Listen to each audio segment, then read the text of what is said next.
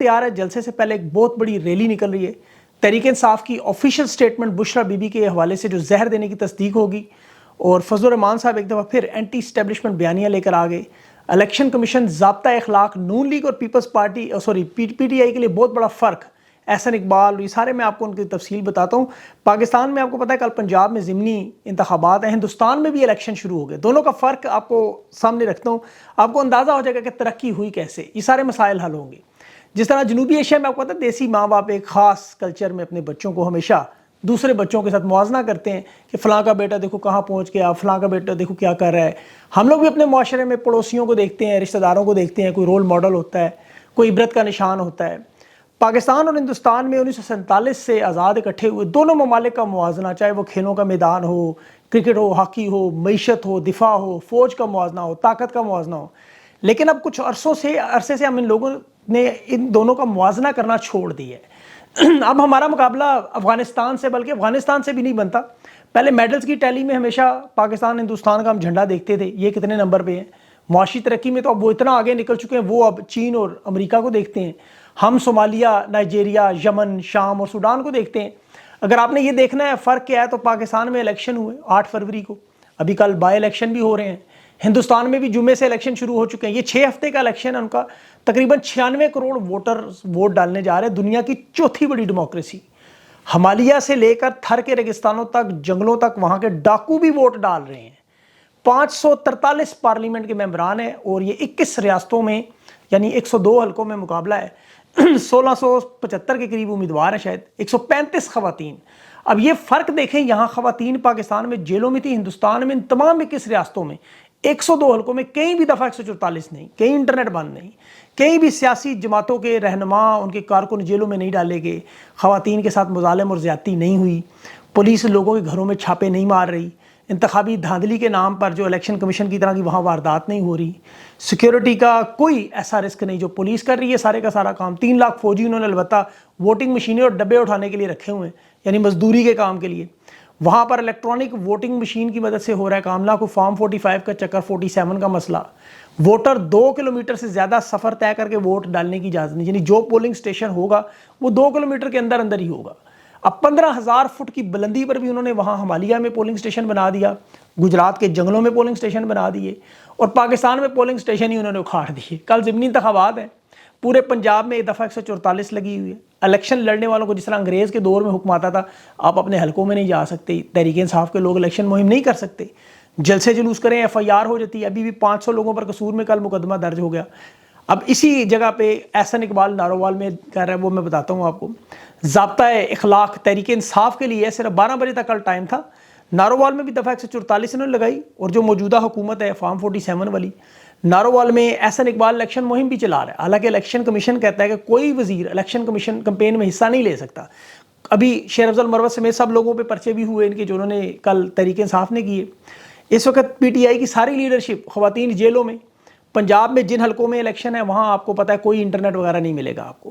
70 polling سٹیشنوں پر انہوں نے یہاں یہ کہہ دیا کہ ہم فارم 45 دیں گے ہی نہیں, فارم 45 ہم جعلی بنا لیں گے تاکہ عوام آئے ہی نہ ووٹ ڈالنے. یہ سارے دگوستے ہیں.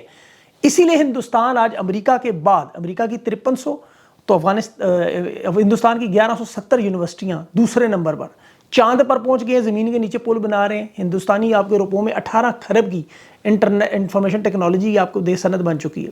سوئی سلائی سے تو چھوڑیں, مرسیڈیز کی الیکٹرک گاڑیاں بن رہی ہیں. آپ بارڈر پہ کس کی ٹانگ اونچی کس کی نیچی, اب اس لڑائی سے نکل چکے ہیں. خوراک کے معاملے میں وہ خود کفیل ہو رہے ہیں, غربت ختم کرنے کی کوشش کر رہے ہیں. عام طور پر دیکھیں انتخابی مہم میں ہمیشہ پارٹیاں بیانیاں لے کے چلتی ہیں. نریندر مودی بھی اپنی انتخابی مہم میں اب بیانیہ کیا ہے کہ ہمارے پڑوس کے لوگ آٹے کے لیے مر رہے ہیں, اب ہماری ان سے کوئی لڑائی نہیں. روس سے تیل لینے کے معاملے پر ڈنکے کی چوٹ پر وہ کہہ رہے ہیں میرے ملک کو ضرورت تھی, مجھے کون روک سکتا ہے, کوئی روک سکے تو روک لے. اب خان کی حکومت میں یہ گرائی گئی تھی کہ یہ روس گیا کیوں. پھر ان ممالک کا حال کیا ہوتا ہے دیکھیں, ہندوستان میں کام کرنے والے کسی غیر ملکی انجینئر پر حملہ ہو, اسے مار دیں تو یقین کریں, اور اس کی رپورٹ بھی نہ آئے جس طرح یہاں ہماری رپورٹ نہیں آ رہی, تو وہاں کوہرام مچ جائے گا. قطر میں ان کے جاسوسوں کو جب پکڑا گیا تو شاہ رخ خان نے ایک ٹیلی فون کر کے چھڑوا لیے. یہ یہاں جب چاہے ہندوستان والے اپنے دشمنوں کو دیگر ممالک میں گھس کے مار دیتے ہیں, امریکہ کینیڈا پہنچ جاتے ہیں. پاکستان کی تو بات ہی نہ کریں, 20 یہاں مار دی.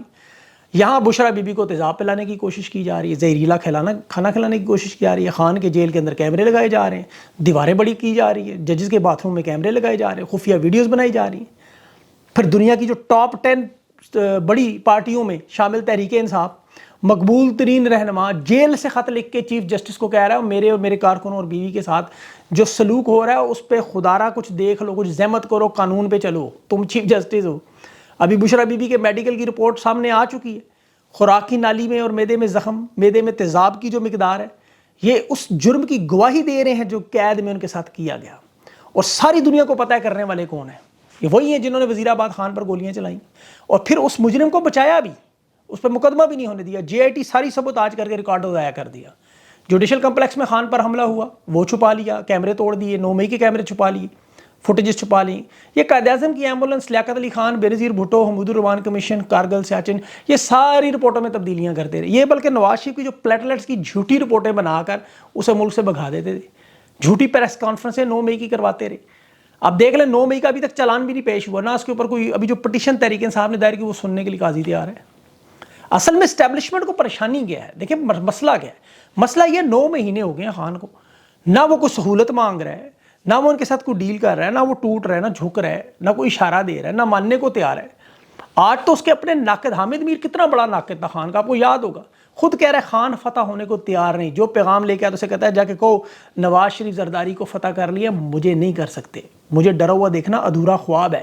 آج تمام صبر، حوصلے، جرأت، دلیری اور بہادری کو دل و جان سے تسلیم کر رہے ہیں۔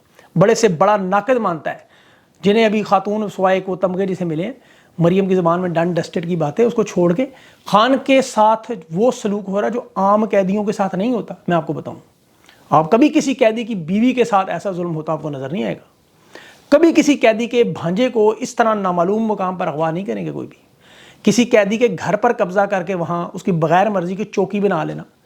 اچھا یہ ایک فرق پڑا ہے پاکستان میں اب یہ کہ بلوچستان سے وزیرستان تک جو مظالم ہم لوگ تسلیم نہیں کرتے تھے، آج خان جیسے مقبول ترین رہنما کے ساتھ جو ہو رہا تو لوگوں کو احساس ہوا کہ عام پاکستانی کی تو اوقات ہی نہیں، کیڑے مکوڑے ہیں ہم لوگ تو، اور خان کی ہر بات اللہ سچی کر رہا ہے۔ دیکھیں اسے میں اس دور کا ولی کیوں کہتا ہوں، لوگ اسے مرشد کہتے ہیں، اس کی بڑی وجہ ہے۔ دیکھیں خان جب کہتا تھا میں مغرب کو ان سے زیادہ جانتا ہوں، میں امریکہ برطانیہ یہاں وقت گزاروں، مجھے پتہ ہے کہ یہ لوگ کیا سوچتے ہیں، ان کے ساتھ کس طرح ڈیل کرنا ہے، یہ مذاق اڑاتے تھے۔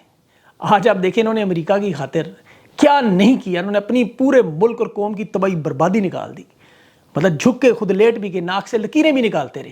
اسی امریکہ نے آج ان کا میزائل پروگرام پہ پابندی لگا دی، حالانکہ امریکہ کو خوش کرنے کے لیے اپنے ملک میں فلسطین کا جھنڈا نہیں اٹھا سکتے، آواز نہیں اٹھا سکتے۔ وہ سینیٹر مشتاق احمد نے کوشش کی، اب ان کی بیوی اور معصوم بچے کو بھی اٹھا کے لے گئے، گرفتار کر لیا۔ جو کالک پنجاب پولیس اپنے منہ پہ مال رہی ہے وہ پاکستان کی تاریخ میں ایسا کبھی نہیں ہوا۔ اور یہ جو آج عمران خان کے ساتھ کام کر رہے ہیں، یقین کریں یہی واردات انہوں نے مشرقی پاکستان میں بالکل ایسے ہی کی شیخ مجیب کے ساتھ۔ وہ آپ اس کی 1971 کی تقریر اٹھا کے دیکھیں، میں سنتا ہوں بالکل ایک ایک چیز وہ کہہ رہا ہے، میں ان کی منت کرتا رہا کہ اسمبلی کا اجلاس بلا لو 15 فروری، ہم اکثریت جماعت ہیں، ہماری نشستیں ہیں، بھٹو ڈاکہ مار گیا، فارم 47 تھا اس وقت کا۔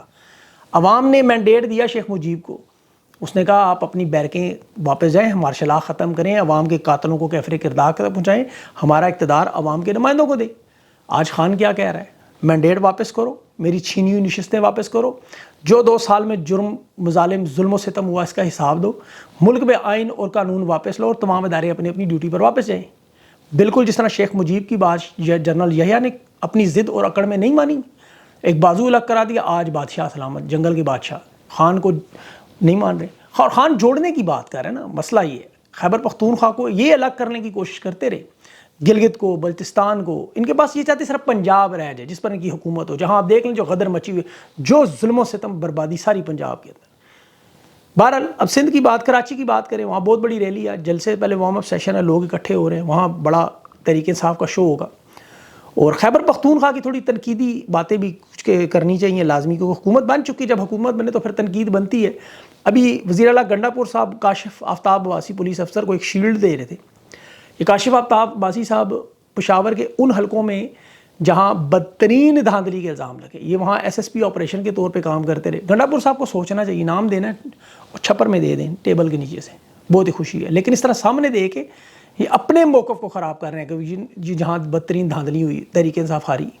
اسی طرح حامد خان صاحب سینیٹر بنے ہوئے، ججز کے معاملے پر حامد خان صاحب کی طرف سے کوئی بیان نظر نہیں، دور دور تک سب سے سینئر رہنما. تحریک انصاف کے ابھی میاں آباد حسان نیازی کو اٹھایا گیا.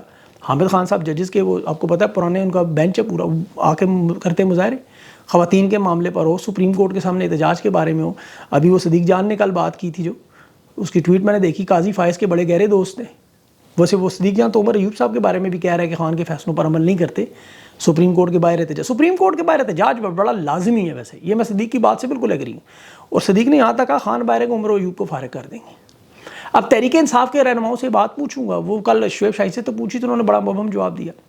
لیکن قاضی صاحب کو ابھی جو خط لکھا گیا 6 ججز کا معاملہ, اس میں دیکھیں بہاولپور کا واقعہ, مخصوص نشستوں کا, تحریک انصاف کی دھاندلی کے کیسز کا, 9 مئی کی انکوائری کے پٹیشن کا, وہ کمشنر چٹھا کا جو بیان تھا, نیب نے جس طرح کلین چٹ دی ہے نواز شریف کو ساری. اب یہ حامد صاحب کو اٹھانا چاہیے کیس قاضی صاحب کے سامنے. اور قاضی صاحب جو باتھ روم کی سہولت اور اب حکومت کے بیوروکریٹس کی بڑی بڑی کوٹھیاں اور بنگلے ان کے جائزہ لے رہے ہیں ابھی, کیونکہ 15 سے 19 4 دن انہوں نے لاہور میں گزارے, ریسٹ ہاؤس میں قیام کیا وہاں, تو انہیں اچانک سیکیورٹی گارڈ جو وہاں موجود ہیں ان کے ارد گرد دیواریں کیوں بنائی گئی, اس پہ اعتراض. یار عجیب انسان ہے خدا کی قسم. 6 ججز کے اوپر فل کورٹ تشکیل دینا ہے, اس کی سماعت کرنا ان کی ڈیوٹی ہے. مکمل طور پر رؤف حسن نے کہا نا کہ چوروں ڈاکوؤں لٹیروں کے گروہ میں شامل ہیں. یہ لندن پلان کے حصے دار ہے. پاکستان کی سب سے بڑی تباہی و بربادی کی وجہ یہ عدلیہ ہے, یقین کریں. آج قاضی فائز صرف جیسا چیف جسٹس اگر کھڑا ہو جائے, اور یہ جو میں نے خان کے 7 نکات آپ کو بتائے ہیں, یا اس سے پہلے جو تحریک انصاف کے پٹیشن صرف وہ سن کے فیصلہ کرے, یقین کریں سارے معاملات حل ہو جائے. ججز کا معاملہ اٹھا لے, صرف ججز کا معاملہ اٹھاتا جائے گا, خان کے سارے کیسز نل ہو جائے گا اسی دن. لیکن قاضی فائز نہیں کر رہا. یہ سب سے بڑی واردات کرنے والا شخص پورے پاکستان میں, یقین کریں. یہ اسی لیے دیکھا کہا گیا نا, ظلم اور کفر پہ نظام چل سکتا ہے, کفر کا نظام چل سکتا ہے, ظلم کا نظام نہیں چل سکتا. یہ ظلم ہے بہت بڑا, جہاں انصاف معاشرے سے چھن جائے وہاں پر تباہی اور بربادی ہے. آج ہندوستان میں کیوں وہ ترقی کر گئے, اور دونوں ملک ساتھ ساتھ 300 کلومیٹر سے ہندوستان آگے کہیں شروع ہو جاتا ہے وہاں سے, اور یہاں دیکھیں ترقی, اور یہاں دیکھیں ٹرک بن گئے, انہوں نے ایسا ٹرک ڈال دی ہے, ہر طرف گندگی. مطلب پنجاب میں تو یقین کریں جب سے یہ لوگ آئے ہیں ایک بربادی اور تباہی مچا دی انہوں نے. تندور پہ روٹیاں, اور وہ نواز شریف, اب وہ جی وزیر اعظم بننے کے لیے نواز شریف کو نواز دو والا نکالا تھا فارمولہ, اور تباہی چڑھا لی نون لیگ کی. ان کی بس آخری آپ کو پتہ ہے سیاسی جو اننگز ہیں, اس کے بعد ان سب لوگوں کا کام ختم ہے. خان کا ہر گزرتا دن ان لوگوں کی تباہی مچا رہا ہے. اور پاکستان کی عوام دیکھیں ابھی اس چیز کو ذہن میں رکھے کہ یہ آپ کو صرف اور صرف سسٹم سے نکالنے کے لیے جو آپ نے جد و جہد کر کے, یہ 27 سال کی خان کی محنت ہے, اسے آپ کسی صورت میں رہائگاں کرنے کا سوچیں بھی نہ. وہ جیل میں آپ کے لیے, حقیقت میں آپ کے لیے بیٹھا ہوا, اپنی ذات کے لیے بالکل نہیں بیٹھا. وہ چاہ رہا ہے یہ قانون, میں نے وہ بتایا نا, مقبول ترین رہنما, طاقتور رہنما عمران خان جیسے بندے کے ساتھ یہ ہو رہا ہو, تو پاکستان کے لوگوں کی کیا اوقات ہے, کیڑے مکوڑوں سے زیادہ نہیں ہے حقیقت میں. تو جب اگر آپ یہ مارکا اگر آپ ہار گئے تو پھر آپ کبھی نہیں جیت سکیں گے. اس لیے خان کا ساتھ دیں, کھڑے ہوں, کل الیکشن میں نکلیں, بھرپور مہم چلائیں. گھوڑے کا نشان ہے, اور 2 حلقوں میں صرف جو ہے وہ ایک میں نلکا اور ایک میں بلیک بورڈ ہے, ان میں ضرور جا کے ووٹ ڈالیں. ہار جیت کے تصور کے بغیر, آپ کو پتہ ہے انہوں نے جو بھی کرنا ہے وہ اپنا کریں کام, آپ اپنا کام کریں, باقی جو اللہ نے کرنا ہے وہ اپنا, وہ کہتے ہیں نا مین ڈسپوز ان اللہ پوز, اللہ کا جو منصوبہ ہوتا ہے وہ زیادہ اہم ہوتا ہے. اس لیے اس چیز کی فکر نہ کریں, جو ہوگا انشاءاللہ اللہ تعالیٰ بہتر کرے گا. اپنا خیال رکھیں. وہ اجازت ہے, اللہ حافظ.